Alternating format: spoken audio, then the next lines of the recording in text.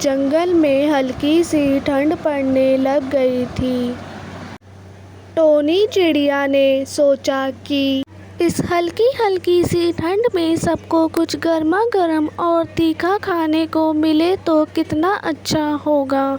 क्यों ना मैं मोमोज़ का ठेला लगा लूं और मैं अपने ठेले का नाम टोनी के गर्मा गर्म मोमोज़ रखूंगी। यही बात टोनी चिड़िया कालू कौवे से कहती है। कालू भाई, मैं मोमोज़ का ठेला लगाने की सोच रही हूँ। मैं सोच रही हूँ कि इस हल्की हल्की ठंड में मैं मोमोज़ का ठेला लगा लूँ। कालू कौवा टोनी चिड़िया का मजाक उड़ाते हुए कहता है कि हा हा टोनी चिड़िया, मोमोज़ बनाना तेरे बस की बात नहीं है। उसके लिए सब्जियां काटनी पड़ती है, मैदा गूंदना पड़ता है। तेरी छोटी चोंच से यह सब कुछ कैसे होगा। टोनी चिड़िया कालू कौवे से कहती है कि कालू भाई, छोटी चोंच हुई तो क्या हुआ, अगर इरादे पक्के हों और काम का सही तरीका पता हो तो सब कुछ मुमकिन है। अगली सुबह टोनी चिड़िया ने जल्दी उठकर मोमोज़ की तैयारी कर ली। टोनी चिड़िया कहती है कि चलो, मोमोज़ तो तैयार हो गए, अब मैं इसे बेचने चलती हूँ।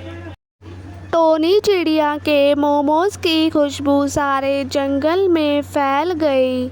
उसके मोमोज़ की खुशबू सूंघकर टोन चिड़िया आई और कहती है कि तुम्हारे मोमोज़ की खुशबू तो बहुत अच्छी आ रही है, ज़रा मेरे लिए भी लगाना एक प्लेट मोमोज़। लो टुनटुन बहन, तुम्हें मेरे मोमोज़ बड़े ही स्वादिष्ट लगेंगे और इसकी लाल चटनी और भी स्वादिष्ट लगेगी। टुनटुन चिड़िया को टोनी चिड़िया के मोमोज़ अच्छे लगे और ऐसे देखते देखते ही जंगल के और भी पक्षी दूर दूर से टोनी चिड़िया के मोमोज़ आकर खाने लगे। पास ही खड़ा कालू कौवा भी यह सब कुछ देख रहा था। उसका मन भी मोमोज़ खाने को कर रहा था, लेकिन कालू कौवा शर्मिंदा था क्योंकि उसने टोनी चिड़िया का मजाक उड़ाया था।